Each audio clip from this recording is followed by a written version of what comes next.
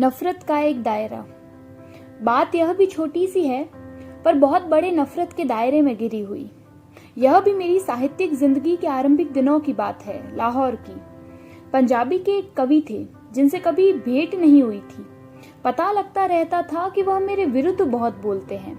मैंने उन्हें कभी देखा नहीं था, इसलिए चकित हुआ करती थी कि उन्हें मेरी जात से कब की और किस बात की दुश्मनी है। फिर देश के विभाजन से कुछ समय पहले की बात है कि एक बार मुझे कुछ बुखार हो गया और एक साप्ताहिक के संपादक हाल पूछने के लिए आए। उनके साथ एक कोई और व्यक्ति भी था जिसे मैंने कभी पहले नहीं देखा था।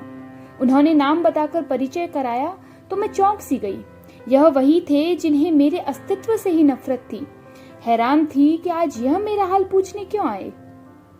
2-3 दिन बाद उसी साप्ताहिक में उनकी कविता पढ़ी और जिसके नीचे वही तारीख पड़ी हुई थी जिस तारीख को वह मिलने आए थे, और यह कविता अजीबोगरीब प्रेम की कविता थी। ऐसा प्रतीत हुआ जैसे नफरत के लिए कोई कारण नहीं था, उसी तरह उस जज्बे के लिए भी कोई कारण नहीं था। और फिर कुछ एक बार घर आए। हैरान होकर पूछा कि यह अचानक मेहरबानी क्यों, पर कुछ भी पकड़ नहीं आया। यह मानती हूँ कि उनकी किसी बात में कोई शौक ही नहीं थी, लेकिन एक कठोरता सी जरूर थी कि सब लोग घटिया है, मैं किसी से न मिला करूं। यहाँ तक कि लाहौर रेडियो के लिए भी मैं जब साहित्य की समालोचना लिखा करती थी, वह आग्रह किया करते थे कि अमुक का नाम मत लिखना, अमुक की प्रशंसा मत करना, अमुक की पुस्तक का उल्लेख मत करना। इन साहित्यिक परिचय से जब सांस घुटने लगी तो मैं खींच उठी, पर यह तलखी अभी जबान पर आई ही थी कि देश का बंटवारा हो गया। मैं उनके परिचय से मुक्त हो गई थी। फिर कुछ वर्ष बाद सुना कि उनके विचार में हिंदुस्तान का बंटवारा इसलिए हुआ क्योंकि मैंने उनकी दोस्ती नहीं चाहिए, और उनके विचार में हजारों मासूम लोगों का कत्ल भी इसलिए हुआ। खैर, हिंदुस्तान के विभाजन का और मासूम लोगों के कत्ल का यह जो मुझ पर इल्जाम लगा था, इसे कोई मनोविज्ञान का विशेषज्ञ भले ही समझ सके, मैं नहीं समझ सकती। और देखने में आया कि अब वह फिर मेरे विरुद्ध बोलते थे और मेरे विरुद्ध कविताएं लिखते थे। यह नफरत मानो एक गोल दायरा थी जिसका आखिरी सिरा फिर पहले सिरे से जुड़ना ही था। 1947 हमारे देश की तकसीम के वक्त जो हुआ, कल्पना में भी उस जैसा खूनी कांड नहीं आ सकता था। दुखों की कहानियां कह कह कर लोग थक गए थे, पर ये कहानियां उम्र से पहले खत्म होने वाली नहीं थी। मैंने लाशें देखी थी, लाशों जैसे लोग देखे थे, और जब लाहौर से आकर देहरादून में पनाह ली तब नौकरी की और दिल्ली में रहने के लिए जगह की तलाश में दिल्ली गई। और जब वापसी का सफर कर रही थी तो चलती हुई गाड़ी में नींद आंखों के पास नहीं फटक रही थी। गाड़ी के बाहर घोर अंधेरा समय के इतिहास के समान था। हवा इस तरह साए साए कर रही थी जैसे इतिहास के पहलू में बैठकर रो रही हो। बाहर ऊंचे ऊंचे पेड़ दुखों की तरह उगे हुए थे। कई जगह पेड़ नहीं होते थे, केवल एक वीरानी होती थी, और इस वीरानी के टीले ऐसे प्रतीत होते थे जैसे टीले नहीं, कब्रें हो। वारिस शाह की पंक्तियां मेरे जहन में घूम रही थी। भला मोए ते बिछड़े कौन मिले। और मुझे लगा वारिस शाह कितना बड़ा कवि था, वह हीर के दुख को गा सका। आज पंजाब की एक बेटी नहीं, लाखों बेटियां रो रही है। आज इनके दुख को कौन गाएगा। और मुझे वारिस शाह के सिवाय और कोई ऐसा नहीं लगा जिसे संबोधन करके मैं यह बात करती। उस रात चलती हुई गाड़ी में हिलते और कांपते कलम से एक कविता लिखी।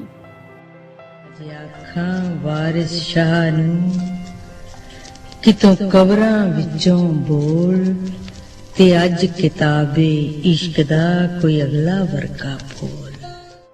एक रोई सी धी पंजाब दी तू लिख लिख मारे बैन वे अज लखां धीआं रोंदियां तैनू वारिस शाह नूं कहण।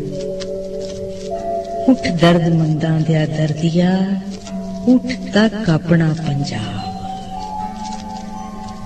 उठ दर्द मंदां दिया दर्दिया, उठ तक अपना पंजाब। अज बेले लाशां विछियां ते लहू दी परी जनाब। कुछ समय बाद यह कविता छपी, पाकिस्तान भी पहुंची, और कुछ देर बाद जब पाकिस्तान में फैज अहमद फैज की किताब छपी, उसकी प्रस्तावना में अहमद नदीम कासिब ने लिखा कि यह कविता उन्होंने जब पढ़ी थी जब वह जेल में थे। जेल से बाहर आकर भी देखा कि लोग इस कविता को जेबों में रखते हैं, निकाल कर पढ़ते हैं और रोते हैं। फिर 1972 में लंदन गई तो वहां बीबीसी के एक कमरे में किसी ने पाकिस्तान की शायरा साहब कजलबाश से मुलाकात करवाई। साहब के पहले शब्द थे, अरे ये तो अमृता है जिन्होंने वह कविता लिखी थी, वारिस शाह, इनसे तो गले मिलेंगे। वहां ही एक शाम सुरिंदर कोछड़ के घर पर महफिल थी, जहां साहब कजलबाश थी और पाकिस्तान के और साहित्यकार थे, साकी फारूकी, फहमीदा रियाज और उदास नस्ले का लेखक अब्दुल्ला हुसैन, और साथ ही पाकिस्तान के मशहूर गवैये थे नजाकत अली, सलामत अली। रात कविताओं से भरी हुई थी, पर जब नजाकत अली से कुछ गाने के लिए कहा गया तो उनके पास साज नहीं थे। कहने लगे, हमने आज तक बिना साज के कभी नहीं गाया। पर साथ ही बोले, जिसने वारिस शाह कविता लिखी है उसके लिए बिना साज के भी गाएंगे। और वह रात नजाकत अली की सुरीली आवाज में भीग गई। अब 1975 में जब पाकिस्तान के मुल्तान शहर से एक साहित्यिक मशहूर साबरी उर्स के मौके पर दिल्ली आए तो उन्होंने बताया कि पिछले कई बरसों से वह मुल्तान में जश्न वारिस शाह मनाते हैं, जिसमें लोक गीतों का, लोक नृत्य का और लोक कला का प्रदर्शन भी होता है और मुशायरा भी। और यह जश्न मेरी उस नज्म वारिस शाह से शुरू किया जाता है। वह 100 गुणा 80 फुट के स्टेज पर सेट लगाते हैं, जहां रांझे का वन भी होता है, हीर का मुकाम भी, और यह नज्म करीब 25 मिनट गाई जाती है। स्टेज पर घुप अंधेरा करके एक रोशनी से धुआं दिखाते हैं, फिर वारिस शाह कब्र में से उठता है। पाकिस्तान के मशहूर गवैये एक एक कड़ी गाते हैं और उन्हीं के मुताबिक स्टेज के दृश्य बदलते जाते हैं। और जब नज्म का आखिरी हिस्सा आता है तो ऐसी गूंज पैदा करते हैं जैसे सारी कायनात में मोहब्बत और खुलूस जाग पड़ा हो।